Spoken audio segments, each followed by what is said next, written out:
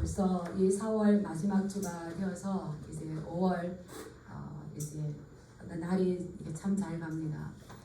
이 한 주 동안 우리가 또 큰 행사도 있었는데 그 하나님과의 나와의 그 관계 가운데에서 또 분주함으로 빙빙 도는 것이 아니라 하나님 말씀 붙잡고 하나님 이름 붙잡고 승리하시다고 보셨죠. 그럴 때 하나님께서 크신 은혜 주시기를 주님의 이름으로 축복합니다. 하나님께서 우리에게 많은 약속을 하셨어요. 많은 약속을 하셨는데 특별히 이 성경에는 그 약속을 하나님과 우리와의 약속을 계약이라 하지 않고 언약이라고 합니다. 그래서 우리를 보통 보면 우리는 이제 언약 백성이다. 당신은 하나님의 언약 안에 있는 축복의 통로입니다. 그래서 우리가 그냥 이렇게 온 것 같지만 하나님께서 우리를 불러주시고 마음을 주시고 이제 언약을 회복하자라고 우리를 초대해 주신 거죠. 그래서 이 언약이 참 중요한데 이스라엘 백성들이 구약을 이렇게 살 때에 그들의 중심은 뭐냐면은 언약 사상을 중심으로 살았던 겁니다.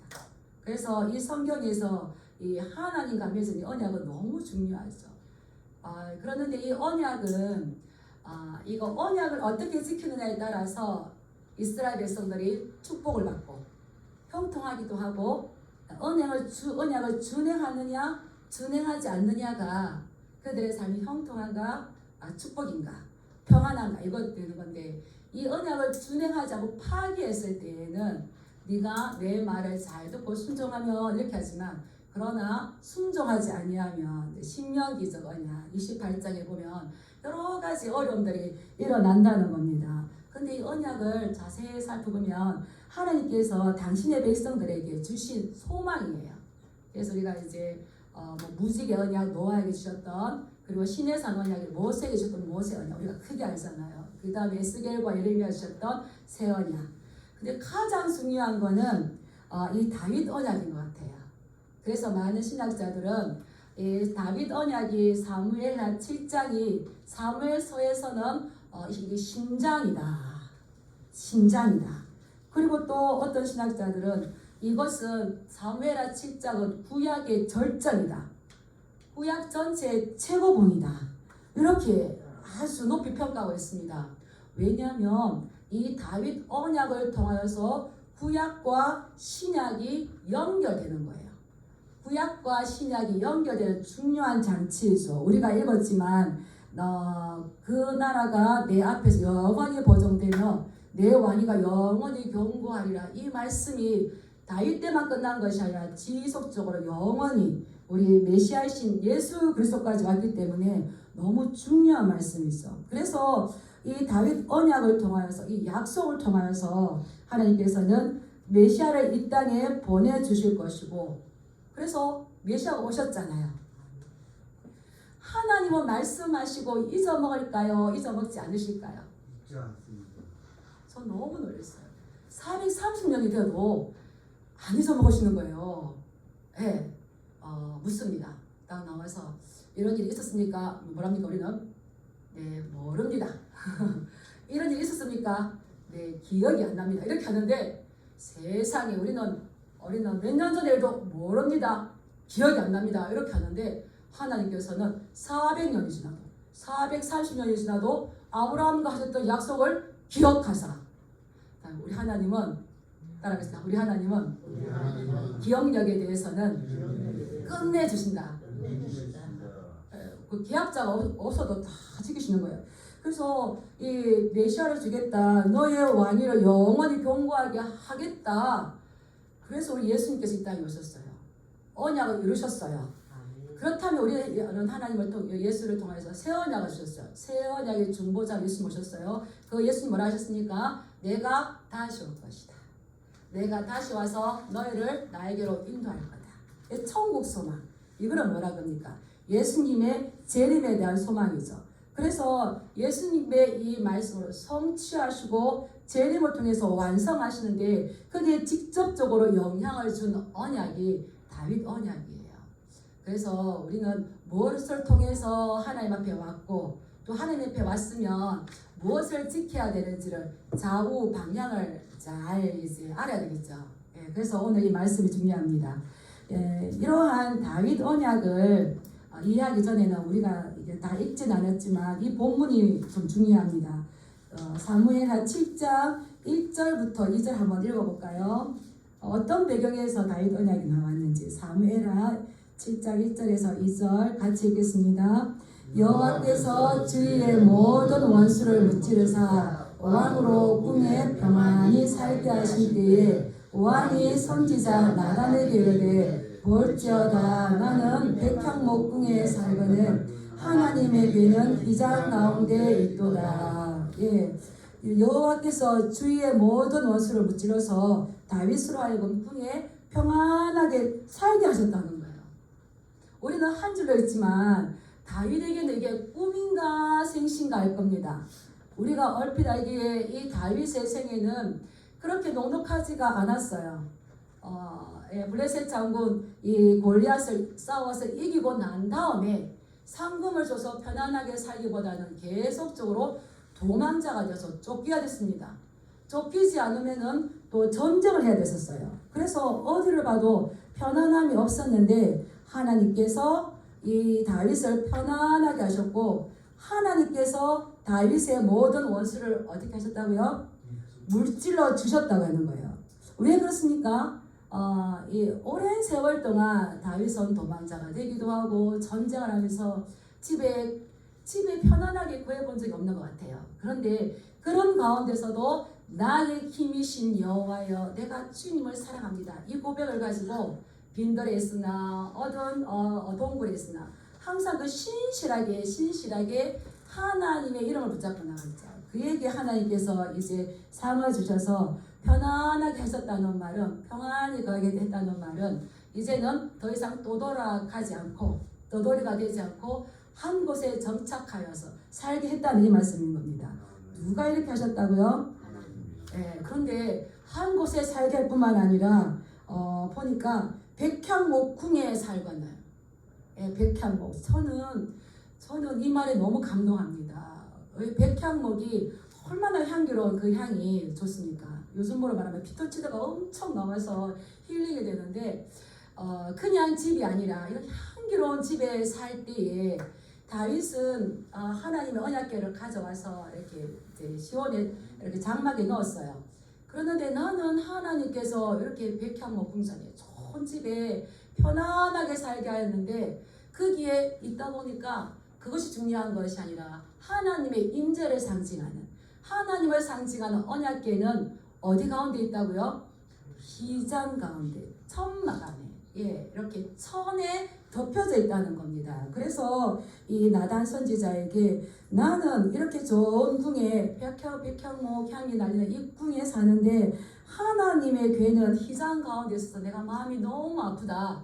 하나님께서 나를 모든 원수를 물리치시고 정착하여서 여기 편안하게 살게 하셨는데 이 말은 나도 하나님을 위하여서 집을 지어 드리고 싶다. 이렇게 이제 선지자하고 이야기를 하는 거예요. 근데 선지자는 이제 그것을 기뻐하는 겁니다. 그래서 이 다윗에게 뭐라고 하냐면 하나님이 다윗과 함께 하시니까 그 일을 이루십시오. 집을 지어 드리는 그거 자식이 잘 돼서 부모에게 집을 지어 드린다는데 얼마나 기쁜 일입니까? 얼마나 자랑스러운 일입니까? 그래서 왕이시여 그 일을 행하시옵소서 이렇게 말을 했어요. 선지자가. 말을 하고 난 다음에 이 나단 선지자가 자기 집으로 돌아가서 그날 밤에 기도를 했어요. 기도를 하니까 나단 선지자의 이 계획과 하나님의 계획이 달랐어요.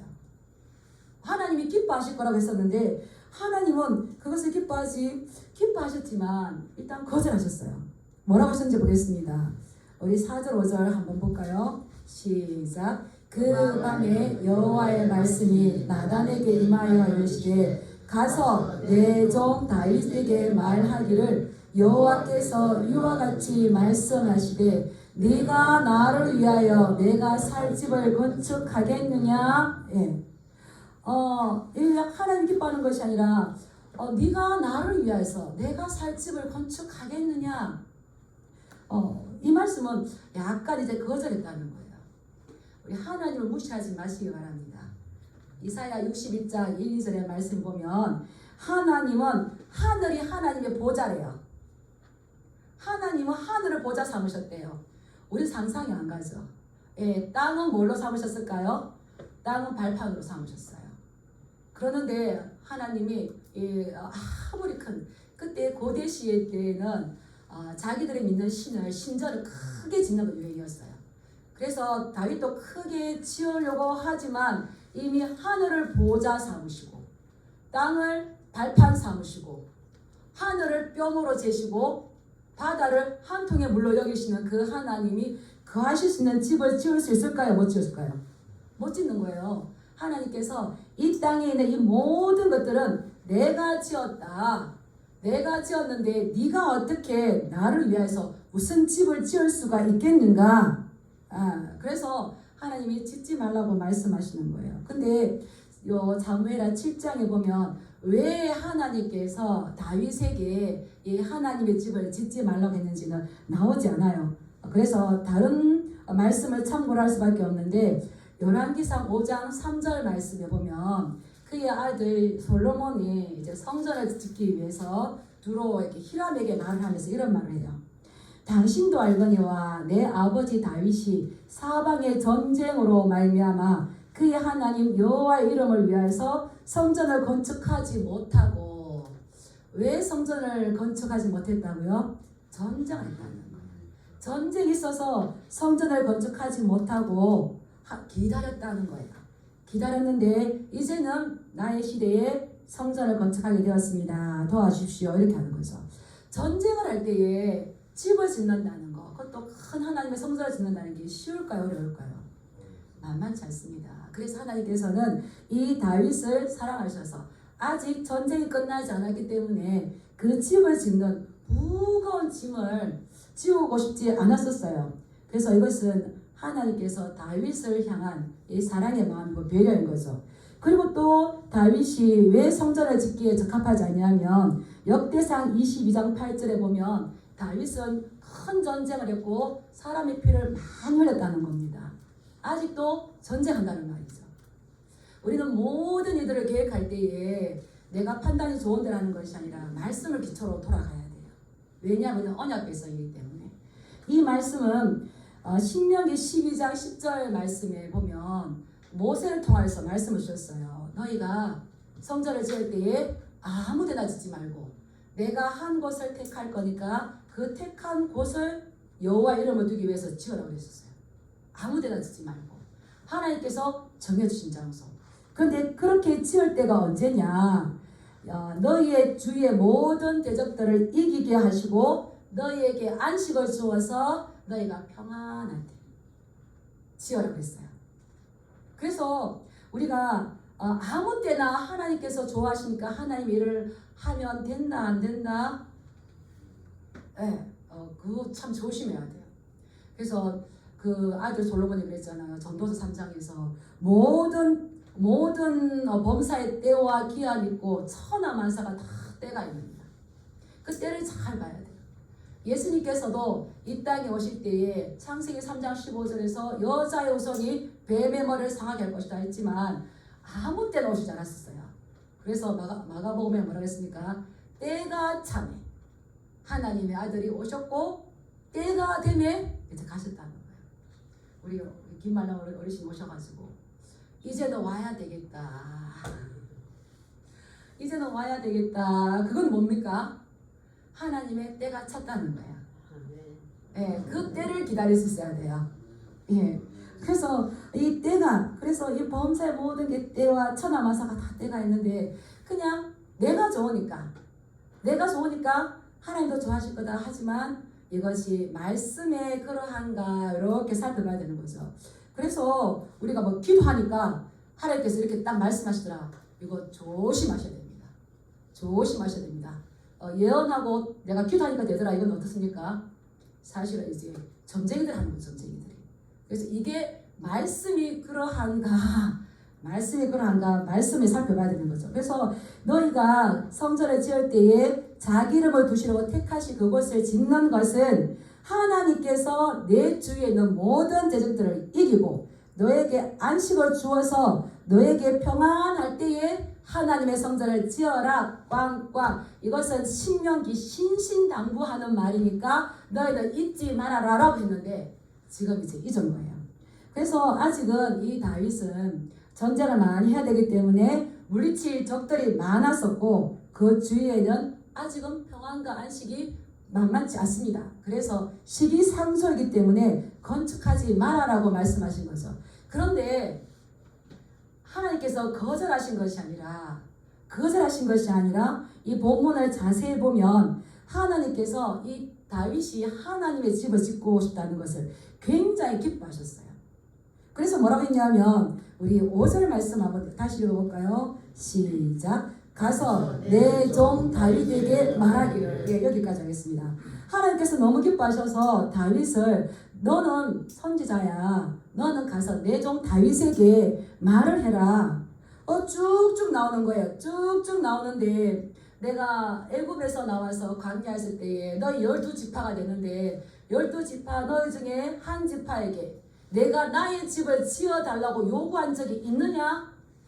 나는 이 장막과 장막 사이를 다니면서 너희와 함께 다니기를 원하였지 나에게 집을 지어달라고 요구하신 적이 있다 없다? 없다는 거예요. 없는데 그런데 이 다윗은 자기가 평안하게 구개갈 때에 하나님을 생각하니까 너무 죄송하고 미안해서 제가 하나님 집 지어드릴게요. 그랬는데 그냥 하나님의 마음이 요즘으로 말하면 심쿵했다. 너무 좋은 거예요. 그래서 애가 이제 손주가 이제 제가 지금 말하면 애기 말할 때가 아니고 손주로 말할 때더라고요. 할머니 뭐가 필요해? 내가 할머니 사줄게. 이러면은 막 예쁜 애가 말도 예쁘게 하면 어떻습니까? 막 사랑이 가는 거죠. 뭐 할머니 할아버지 뭐가 필요해? 내가 차 사줄게. 요 애가 뭘 안다고? 그러면은 그 애에게 받겠습니까? 막 네가 뭐가 필요하도 내가 사줄게 이렇게 되는 거죠. 하나님의 마음이 지금 그러신 것 같아요.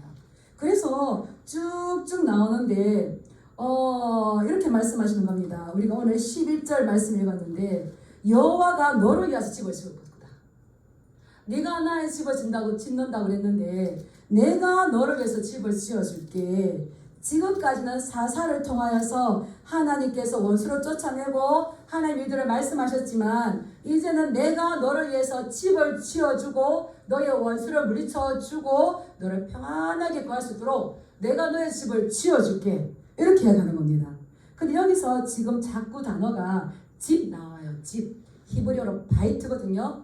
집은 단순하게 우리 가정을 말하는 게 아니라 이 가문, 더 나아가서 왕조, 나라, 국가를 이야기하는 거거든요. 그래서 하나님 집 지어드릴게요. 아니다 내가 너의 집을 지어줄게. 하나님 어떤 집인지 자꾸 집이 나오는 거예요. 그래서 하나님이 이 다윗이 하나님의 집을 성전을 지어드리겠다는 이것을 보고 오늘 본문 말씀은 하나님께서 내가 오히려 너의 그 말이 너무 기쁘고 너무 내 마음이 기뻐서 내가 너에게 집을 지어주겠다. 이것이 이제 다윗 언약의 핵심인 겁니다. 그래서 그 언약을 주셨어요. 하나님께서는 어떤 일을 하시기 전에 먼저 말씀을 주십니다. 일을 행하시는 것이 아니라 먼저 말씀을 주십니다. 언약을 주시죠. 그래서 어떤 언약을 주시는지 우리 한번 읽어보겠습니다. 12절, 13절 한번 볼까요? 시작.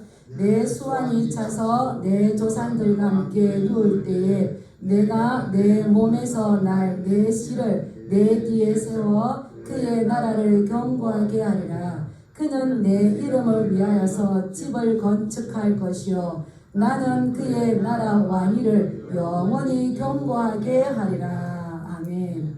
하나님께서는 이 다윗에게 네가 아니라 내 몸에서 날 씨, 내 씨, 후손, 제라, 이 내 씨를 통하여서 일을 할 것인데 내가 그의 나라를 견고하게 할 것인데 그가 내 집을 건축할 것이다. 너는 아직 전쟁을 해야 되고 아직 너는 이 짐을 지기에 너무 무겁기 때문에 네가 아니라 평안했을 때에 너의 몸에서 날씨 내 후손, 네 아들을 통해서 집을 건축할 것인데 내가 그 집을 건축하게 할 뿐만 아니라 그의 왕위를 영원히 견고하게 할 것이다. 그리고 또 약속해 주시는 거예요. 14절에 보면 나는 그에게 아버지가 되고 그는 내게 아들이 될 것이다. 내가 그의 집을 영원하게 견고하게 할 것이고, 그래서 다윗에게 이 언약이 영원하도록 주시는 겁니다. 변한다, 변하지 않는다. 영원할 뿐만 아니라 영원할 수 있도록 견고하게 하나님께서 붙잡으신다는 거죠. 그리고 또 더 큰 거, 나는 그에게 아버지가 되고 그는 내게 아들이 될 것이다. 예, 아버지와 아들 사이의 관계가 뭡니까? 예, 부자 관계가 되는 거죠.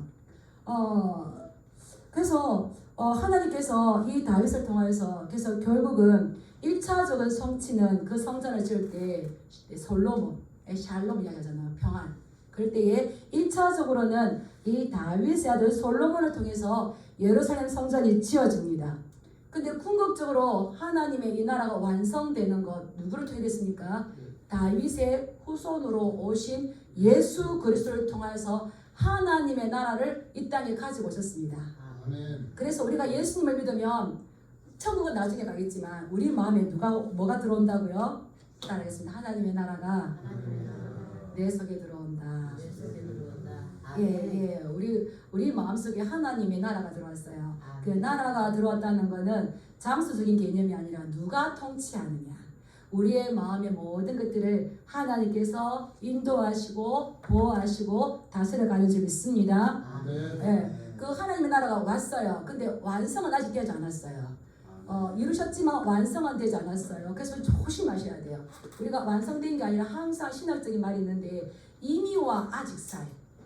예, 아직 구원은 받았지만 구원이 완성되지는 않았습니다. 예, 완성되죠. 그래서 하나님의 견인이 굉장히 중요한 거죠. 근데 완성은 어느 때 되는 겁니까? 예수님께서 이 땅에 다시 오실 때에, 재림하실 때에 완성이 되는 거죠. 그 하나님께서 내가 너의 왕위를 영원토록 견고하게 하시고 할 것이고 내가 그의 아버지가 되고 그는 내 아들이 되는 건데, 이것도 우리가 생각하기도 좀 많이 들은 것 같아서 아유 그래요 라고 하지만 구약 시대에 하나님의 자녀가 된다는 말은 구약 성경에는 많이 나오지가 않아요. 지금 우리가 예수 그리스도를 통해서 하나님의 자녀가 되고 하나님을 아버지라 부르지만 예수님께서 하나님을 아버지라 불렀을 때에 신성모독이 되었잖아요. 근데 이 놀라운 사람, 이제 나는 너의 하나님이 되고 너는 나의 백성이 된다. 이렇게 하나님과 백성 관계가 돼서 주종 관계가 돼서 이 언약을 지켜야 되는 거예요. 조건적인 거예요. 왕이신 하나님 앞에 백성은 지켜야 되는 겁니다. 그런데 나는 그의 아버지가 되고 그는 나의 아들이 된다는 것은 조건이 없다는 거예요. 조건이 없다는 거예요. 우리가 이제 아들이 와요. 아들이 이제 5월달 되면 막 올 건데 네가 엄마가 말했고 아빠가 말했던 거 잘 지켰느냐? 조건을 보고 순종했느냐? 보고 집에 들입니까? 그냥 아들이 엄마하고 오면 버선바로 달려갑니까? 예, 무조건적인 거예요. 하나님께서 다윗을 얼마나 사랑하시는지 이제는 네가 순종하면 복을 주고 불순종하면 저주를 이것이 아니라 내가 너의 아버지가 되기 때문에 무조건적으로 내가 너를 지켜줄 것이다. 그래서 이 부자 관계, 이거는 혈육 관계인데 뗄 수가 있을까요? 뗄 수가 없어요. 예, 어떤 사람이 어르신한테 물었대요. 어르신, 자녀가 많이 있는데 어떤 자녀가 좋습니까? 어떤 자녀가 제일 좋습니까? 어떤 자녀가? 우리 김정대 어르신. 말 안 할게요. 네, 근데 이분이 그러실 때요. 내가 나에게 용돈을 많이 주고 나에게 잘 해주는 저 자녀가 좋다고 했대요. 부모와 자식과의 관계가 되지만 부모도 한계가 있는지라 많이 깨물어서 10손가락 깨물어서 안 아픈 손가락이 없지만 더 애정이 가는 손가락이 있겠죠. 그래서 용돈을 많이 주고 잘해주는 자녀가 좋다고 합니다. 우리 자녀들은 부모님이 용돈 잘 주시기 바랍니다. 그런데 하나님은 그렇게 하지 않아도 네가 내 자식이기 때문에 내가 너의 왕위를 영원하게 하고 견고하게 하고 너를 아들 삼을 거다. 그래서 이 세상에서는 잘하지 못하고 서로 원수지간이 되면 쳐다도 보지 않는데 하나님은 뗄래야 뗄 수 없는 관계가 되어서 끝까지 호적 파버려. 네가 그러려면 집을 나가. 그런다고 해서 이게 안 됩니까? 요즘은 조심하셔야 돼요. 제가 우리 집에도 막내가 있는데 실명을 말하지 말라고 그래서 집을 나가 이러면은 나가라는데 왜 있어? 나가준대. 그래서 요즘 나가라면 안 됩니다. 나가라면 안 되는 거예요. 그런데 하나님께서 끝까지 나는 그에게 아버지가 되고 그는 내게 아들이 돼서 뗄래야 뗄 수 없는 관계가 되고 조건 없이 부모가 자녀를 위해서 아낌없이 주는 나무처럼 하나님이 너를 사랑하고 너를 끝까지 지켜주신다는 이 약속을 언약을 주신 것이죠. 그래서 이사야 49장 15절 말씀 보면 근데 이사야 선지자가 이야기해요. 여인이 어찌 그 젖먹는 자식을 잊겠으며 자기 태에서 난 아들을 긍휼히 여기지 않겠느냐. 여인이 어떻게 자기가 낳은 자식, 젖먹인 자식을 잊겠습니까? 근데 잊을 수가 있다는 거죠. 그들은 혹시 잊을지라도 나는 너를 잊지 아니할 것이다. 계속 이 말씀하시면서 어떻습니까? 너와 나는 아버지와 아들 관계다. 나에게로 돌아와라. 이제 때가 되지 않았니? 돌아와라. 이 선지자를 통해서 말씀해 주는 거죠. 그래서 이 무조건적으로 너를 지켜주시고 너의 후손을 지켜주실 것이라는 이 언약을 하셨습니다. 그래서 한번 따라하겠습니다. 다윗의 언약은 영원하고 무조건적이다. 예. 그 다음에 두 번째가 있습니다. 우리 14절 말씀 한번 더 읽어볼까요? 시작. 나는 그에게 아버지가 되고 그는 내게 아들이 되리니 그가 만일 죄를 범하면 내가 사람의 매와 인생의 채찍으로 징계하려니와. 예. 이 다윗 언약의 두 번째 특징은 하나님께서 무조건적으로 영원하도록 우리를 언약을 지켜주신다고 해서 자녀들이 방심하면 안 되는 겁니다. 그가 만일 뭐를 범하면 죄를 범하면 잘못을 하고 실수를 하고 죄를 범하면 내가 그냥 너를 사랑하니까 넘어갈게 이렇게 말씀하시는 것이 아니라 반드시 어떻게 하신다고요? 보면 사람의 매와 인생의 채찍으로 너를 징계하신다. 그래서 우리가 하나님께서 우리를 무조건 참아주시네 이래서 우리가 방심하거나 수수방관하면 그걸로 끝나는 것이 아니라 반드시 기억할 것은 하나님께서 인생 채찍으로 우리를 징계하신다는 거예요. 징계. 부모가 자녀가 잘못했을 때 어떻게 합니까? 그 매를 들어서라도 이 자식을 올바른 길로 갈 수 있도록 부모가 어떻게든지 올바른 길로 가도록 이 채찍을 드는 것처럼 하나님께서 그렇게 하신다는 거예요. 근데 여기서 징계하신다는 말과 우리 심판은 진멸하시는 거거든요. 근데 징계하신다는 것은 심판에서 끊어버리고 멸망시킨다는 것이 아니라 우리 이 말은 다시 한번 따라가겠습니다. 빚어서 다시 쓰겠다. 예, 부모가 자녀를 버리지 않습니다. 자녀는 부모를 멀리할 수 있지 모르지만 이 부모는 자녀를 절대 버리지 않죠. 하나님도 마찬가지입니다. 결탄고리를 버리시거나 내가 너하고 조건 없이 약속을 했는데 네가 안 지키네. 내가 이거 무효할 거야. 없던 걸 할 거야. 이렇게 하지 아니하시고 하나님이 꼭 지키시는데 대신 훈련시키신다는 거예요. 우리 양육하신다는 거예요. 그러기 위해서 징계를 통해서 하신다는 거예요. 그래서 이 징계가 자녀가 징계를 받으면 어떻습니까? 부모님에 대해서 알아가는 거죠. 우리 엄마에 대해서 알아가고 내가 이렇게 슬쩍 잘못하면 넘어가 주시는 것 같은데 우리 엄마 아니구나 겁나구나. 그래서 내가 부모님 앞에서 바로 살아야지. 그 부모를 알아가듯이 이러한 징계를 통하여서 이런 채찍을 통하여서 이런 매를 통하여서 힘들게 하는 것보다는 그를 더 하나님의 사람으로 귀하게 쓰임받을 수 있도록 변화를 시켜준다는 거죠. 그럴 때에 우리의 중심은 변화되는 줄 믿습니다. 열심히 교회만 왔다 갔다 하는 사람이 있어요. 근데 교회만 왔다 갔다 한다고 변화되진 않아요. 이 교회만 왔다 갔다 징계를 피해서 왔다 갔다 하면 이 세상이 흔들면 흔들리는 대로 갑니다. 근데 징계를 올바로 받은 사람은 변화가 돼요. 그래서 그 변화된 삶은 내 중심에서 하나님 중심으로 무게가 이동합니다. 예, 부모가 버릇없이 자식이 했던 거 이제 부모의 얼굴을 바라보게 되는 거죠. 그래서 내 마음대로 했던 것 이것이 이제 체질 변화가 나서 말씀 중심으로 가죠. 그러면 이제 이 말씀을 지키게 되기 때문에 믿음이 구체적으로 되어지게 되고 이 말씀을 지키다 보면 하나님께 우리에게 담대함을 줘요. 그래서 세상이 여기가 좋다 저기가 좋다 흔들릴 때에 쉽게 무너질까요? 무너지지 않을까요? 무너지지 않습니다. 중심을 딱 지킵니다. 그래서 좌절하지도 않습니다. 왜냐하면 내 부모를 아니까요. 하나님께서 우리를 징계하시는 그 이유, 그 사랑을 우리가 깊이 깨닫기를 축복합니다. 그래서 시편 기자는 시편 119편 67절 이렇게 말했어요. 고난 당하기 전에는 내가 그릇 행하였더니 이제 주의 말씀을 지키나이다. 고난이 없으면요, 제가 이제 아이를 키워보기도 하고 아이들을 양육도 해봤어요. 가르쳐도 봤었는데 애들이 천지도 모르죠. 애들이 천지를 알던가요? 그래서 지금부터 제 이제 아이들 오는 애들 보면서 기도할 때요. 하나님 애들 천지도 모르고 어디가 옳은지 어떻게 옷을 어떻게 입어야 될지 맨날 애들 바지 긋고 그냥 신발을 신어야 될지 안 신어야 될지 모르고 첨벙첨벙 가요. 천지도 몰라요. 그래서 이 천지도 모르는데 우리도 그렇게 컸더라고요. 천지도 모르게 컸더라고요. 그런데 이제 다독이주고 좀 매를 맞고 교훈을 들으면 어떻습니까? 좀 달라져요. 그래서 자녀를 키울 때 그랬었어요. 네가 엄마가 무섭지 않으면 매가 무서워야지. 매가 무서워서 딱 바로 가야지.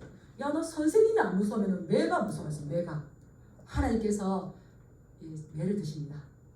근데 그것은 버리는 게 아니라 올바른 길을 가라고 빚어서 다시 하나님의 나라를 상속받을 수 있는 상속자가 되라고 귀하게 쓰임 받으라고 매를 듭니다. 우리나라 말에 참 좋은 말이 있어요. 귀한 자식은 뭐를 키웁니까? 매를. 하나님 우리 사랑하시기 때문에 드시는데 그것은 우리를 버리시는 게 아니라 하나님의 사랑인 거죠. 그래서 내가 그릇 행하였더니 이제 주의 말씀을 지키는 겁니다. 또 이 고백했어요. 고난 당하는 것이 내게 유익이라. 이로 말미암아 내가 주의 율례들을 배우게 되었나이다. 주의 입의 법이 내게는 천천금원보다 좋으니이다. 부모의 말씀은 얼마나 중요한지 그 부모의 말씀을 지키면은 뒤에는 이 확실한 사람이 되어서 여기저기 기웃하지 않고 자기의 인생의 노선을 이끌어갈 수 있는 것처럼 하나님의 말씀이 내 입에 천천금원보다 더 좋습니다.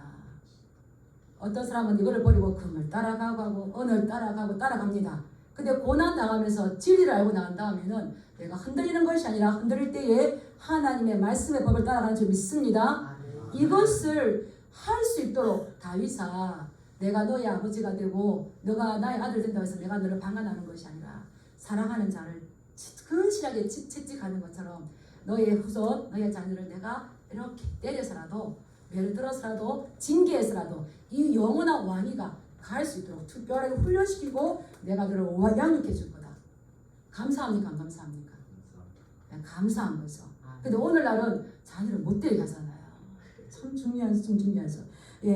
이러한 사랑인 거죠. 근데 또 세 번째는 어떤 사랑이냐면 우리가 이제 16절 말씀 한번 읽어보겠습니다. 시작. 내 집과 내 나라가 내 앞에서 영원히 보존되고 내 왕위가 영원히 경고하리라 하셨다 하라. 내 집과 내 나라가 내 앞에서 영원히 보존되고 내 왕위가 영원히 경고하리라. 그 앞에 말씀에 우리 15절 말씀을 한번 읽어볼게요. 시작. 내가 내 앞에서 물러나게 한 사울에 대해서 내 은총을 빼앗은 것처럼 그에게는 빼앗지는 아니하리라. 하나님 앞에서 은총을 빼앗지 않고 지속적으로 기다려주고 지속적으로 빚어져서 지속적으로 귀하게 쓰임받을 수 있도록 만들어주는 거, 참아주시는 거, 인자하심이죠.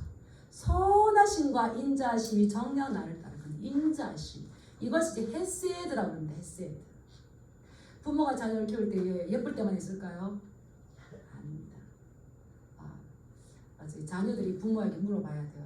엄마 내가 예뻐요. 예뻐하니까 예쁜 줄 알죠. 근데 부모도 속상할 때가 있죠. 그럴 때 부모는 어떻습니까? 마음을 다 잡는 거예요. 제가 내 자식이니까 내가 참아주고 내가 기다려주고 내가 믿어줘야지. 그러면서 그 마음을 다스리는 것처럼 하나님께서도 인자하심 드러낼 거다. 헤세드다. 근데 이 헤세드가 뭐라냐면 언약적인 신실함인 겁니다. 네가 불순종하면 내가 저주로 주고 싶고 또 진멸시키고 싶고 그렇지만 하나님께서 다윗이 하나님 보고 약속해 주세요 안 하셨어요. 하나님께서 이 언약이 대등한 관계가 아니라 할 수 없는 관계인데 하나님께서 다윗을 사랑하셔서 하나님께서 스스로 약속하셨는데 내가 사울에게서 왕위를 빼앗은 것처럼 너의 후손에게서 너의 자녀에게서 내가 빼앗지 않을 것이다. 예전에는 왕위를 빼앗기거나 다른 왕조가 들었으면 앞에 있던 왕조는 그 앞에 있던 왕과 그 친척들은 진멸을 당해야 되는 겁니다. 엄청난 거죠.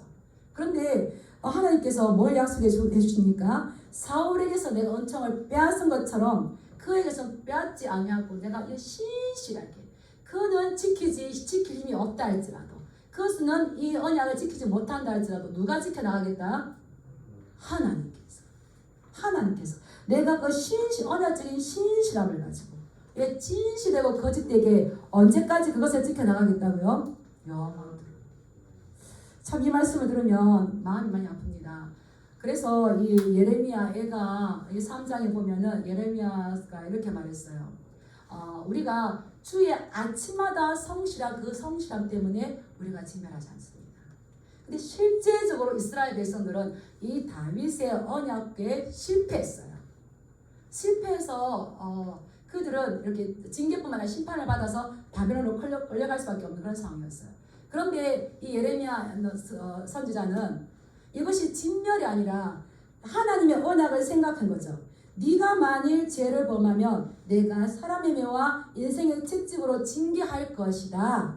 이것이 진멸이 아니라 우리를 버리는 것이 아니라 하나님께서 빚어서 다시 쓰는 거구나. 이것이 소망이구나.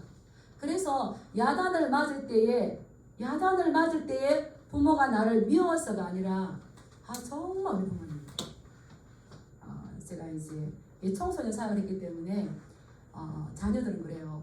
우리 부모님에게 야단 맞는 거를 굉장히 싫어해요. 근데 저도 이제 부모가 되어봤기 때문에 그 이야기를 하는 거예요. 너희 부모가 너를 정말 호되게 야단칠 때에 정말 아프게 야단칠 때에 진짜 우리 엄마구나. 남의 자식이 왜 이렇게 합니까? 안 합니다. 정말 아프게 호되게 할 때에 정말 피가 나도 잔단지를 때릴 때에 너는 반드시 기억해라. 우리 엄마 맞구나. 그러고 있어요. 근데 진짜가 아니면 이렇게 못 때려요. 또 더 큰 사랑으로 가겠지만 하나님께서는 그렇게 하는데 이게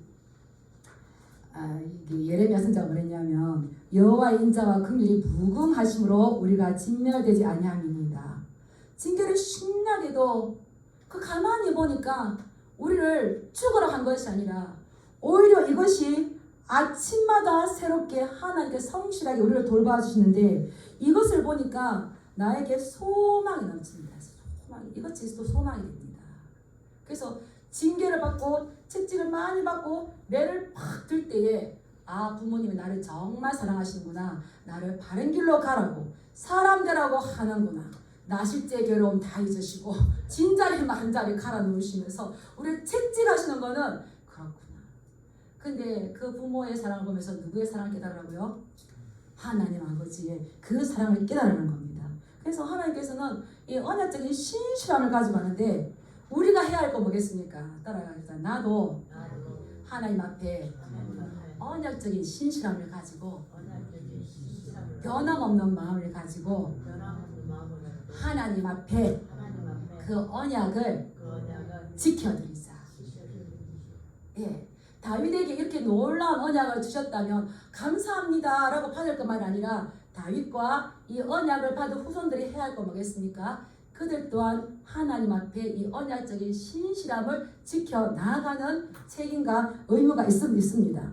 이렇게 놀랍게 지금 다윗은 사울이 하나님 앞에 버림받아서 어떻게 그 만료가 끝나는지를 아는데 하나님께서는 너의 왕위를 영원토록 보존할 거고 영원토록 빼앗지 않을 것이고 더 견고하게 해줄 것이다. 먼 미래까지 딱 약속을 줬어요. 다윗은 어떨까요? 너무 감격한 거죠. 너무 감격해서 나단 선지자가 이 말을 하고 난 다음에 돌아가고 난 다음에 다윗은 다시 하나님 앞에 들어가요. 우리 7장 18절 한번 읽어보겠습니다. 시작. 다윗 왕이 여호와 앞에 들어가 앉아서 이르되 주 여호와여 나는 누구이며 내 집은 무엇이기에 나를 여기까지 이르게 하셨나이까. 나는 이러한 축복을 받은 이러한 하나님과 언약. 예, 우리가 이게 대등한 관계가 되지 않는 너무나 이 언약을 맺을 수 없는 이 관계인데 하나님께서 친히 낮추셔서 다윗하고 이 언약을 맺어줄 뿐만 아니라 먼 장래까지도 이것을 약속 맺어주니까 다윗은 너무 감격했어요. 너무 감격해서 다시 하나님 앞에 들어가서 무릎 꿇고 나와 내 집이 무엇이 간대 이토록 큰 복을 주시나이까. 예, 그러면서 다윗은 이 언약을 잡아요. 쭉 보겠습니다. 쭉 보면은 27절에 보면 내가 너를 위하여 집을 세우리라 하셨으므로 주의 종이 이 기도로 주께 간구할 마음이 생겼나이다. 하나님께서 말씀을 주셨을 때 약속을 주셨을 때 그것을 기도로 품으시길 축복합니다. 예, 너희가 내가 이루어준다 할지라도 너희는 기도해야 될지라 이렇게 하셨어요. 주신다고 약속했다고 우리는 그냥 있는 것이 아니라 하나님 그들 이루시옵소서 확신을 가지고 다윗은 기도했다니까요. 우리는 준다고 해도 줘봐야 알지 이게 아니고 확실하게 간구할 마음이 생겼나이다. 하나님께서 종에게 이것을 말씀하셨사오니 우리 29절 읽어보겠습니다. 시작. 이제 청하건대 종의 집에 복을 주사 주 앞에서 영원히 있게 하옵소서. 주 여호와께서 말씀하셨사오니 주의 종의 집이 영원히 복을 받게 하옵소서 하니라. 예, 우리는 기도할 때에 이 언약의 말씀. 근데 이 다윗의 언약은 다윗에게 주셔서 다윗의 후손, 다윗의 씨, 우리 다윗의 후손으로서 예수 그리스도를 통하여서 우리가 하나님의 그 다윗의 후손으로서 우리에게도 유효하다는 겁니다. 그래서 우리가 어떤 이 믿음은 너희에게서 난 것이 아니요 너희 행위에서 난 것이 아니요 하나님께 주신 선물이니 누구든지 자랑치 못하리라. 우리가 열심히 수고하고 열심히 많은 성과를 얻었기 때문에 하나님께서 우리를 택하여 주신 것이 아니라 그냥 우리를 택하시고 하나님께서 일반적인 사랑으로 우리를 이끌어 가시는 거예요. 그때 우리가 해야 할 건 뭐겠습니까? 여기 보면 사무엘하 8장 15절 한번 보겠습니다. 이제 8장에 보면 계속 다윗이 어디를 가든지 약속의 말씀대로 이깁니다. 그런데 8장 15절 한번 보겠습니다. 시작. 다윗이 온 이스라엘을 다스려 다윗이 모든 백성에게 정의와 공의를 행하였으니. 예. 하나님께서 다윗을 이렇게 복 주시고 영원하도록 견고하게 하셨던 것은 다윗에게 공의와 정의를 행하게 하는 거죠. 공의와 정의는 하나님께서 통치하신 통치 이념이십니다. 그리고 공의와 정의는 하나님의 성품입니다. 하나님께서 창세기 12장에서 다윗에게 언약하셨어요. 아브라함이 언약하셨어요. 그래서 아브라함을 부르셨어요. 아브라함을 부르셨을 때 너는 너의 고향 친척과 아버지의 집을 떠나서 내가 너에게 명령하는 곳으로 가는데 내가 그곳에 가면 너를 큰 민족을 이루고 내게 복을 주어서 내 이름을 창대하게 하고 내가 복이 될 것이라 약속을 주셨습니다. 그런데 창세기 18장 19절에 보면 왜 아브라함을 불러서 복을 주어서 창대하게 하고 복이 되고 큰 민족이 되게 할 거라는지 왜 부르셨는지가 나오는 겁니다. 창세기 18장 19절에 보면 내가 그로 그 자식과 그 건속에게 명하여 여호와를 도를 지켜 의와 공도를 행하게 하려고 그를 택하였다. 우리를 부르셨으면 우리는 내가 너를 큰 민족을 이루고 너 이름을 창대하게 하고 너를 복을 줄 거다. 여기에 초점이 맞춰 있지만 큰 민족을 이루고 이름을 창대하게 하고 복을 주신 목적이 창세기 18장 19절에 내가 너의 후손과 너의 권속들을 부르신 것은 여호와의 도를 지켜서 따라했습니다. 의와 공도를 행하게 하려고 너를 택하였다. 예, 이 말씀은 지난주에 우리가 받았던 말씀처럼 빛과 소금인 거예요. 빛과 소금. 그래서 우리가 이 다윗의 언약의 약속의 말씀을 주신 것은 하나님께서 다윗의 이 왕조를 세우고 그의 후손을 세우신 것은 너희가 너희 어떤 큰 거, 너희 어떤 큰 집, 너희 어떤 뜻을 이루는 것이 아니라 너희는 그 대신에 나가서 하나님의 공의와 정의, 다시 말하면 로마서 12장에 나왔던 하나님 사랑, 이웃 사랑, 우는 자들과 함께 울고 즐거워하는 자들과 함께 즐거워하는 하나님 사랑, 이웃 사랑을 실천하라고 주신 것이죠. 그래서 우리 또한 하나님의 이 새 언약에 통하여서 예수 그리스도 안에 들어왔습니다. 하나님께서 우리를 큰 민족으로 이루시고 우리 이름을 창대하게 하시고 복을 줄 줄 믿습니다. 그러나 그것을 기억할 때에 우리가 반드시 기억해야 될 것은 우리를 택하시고 우리를 부르신 목적, 아브라함을 택하시고 그의 자손과 그의 권속을 택하신 것, 하나님의 의와 공도를 행하게 하시려. 이 하나님 언약은 변함이 없어요. 그래서 다윗을 택하신 목적, 그를 왕으로 세워서 그의 왕위를 영원토록 하게 하신 목적, 다윗은 알았던 거죠. 그래서 다윗이 온 이스라엘을 다스려서 그가 모든 백성에게 공의와 도를 행할세에 우리도 하나님께서 우리를 그 큰 사랑으로 불러주셨습니다. 구원의 반대를 올려주시고 우리 하나님의 백성뿐만 아니라 하나님을 아버지라 부를 수 있는 놀라운 특권을 주셨습니다. 그렇다면 우리가 또 해야 할 건 뭘까요? 그게 젖어 있는 것이 아니라 우리는 하나님의 공의와 정의, 우는 자들 하여금 울고 즐거워하는 자들과 함께 즐거워하며 하나님의 나라를 이루어가며 하나님의 그 나라를 재림으로 완성할 때까지 우리는 빛과 소금의 역할, 소금 언약을 생각하면서 언약적인 신실함을 가지고 변함없이 그 약속의 말씀을 또 충실하게 이루어갈 때에 또 하나님께서는 우리의 오고 온 후손들을 통해서 하나님의 그 영원한 약속을 이루어 주시는 거죠. 그래서 이러한 우리 믿음의 선순환이 이루어질 수 있도록 하나님 앞에 나아가는 저와 여러분 되기 주님의 이름으로 축복합니다. 네, 기도하겠습니다.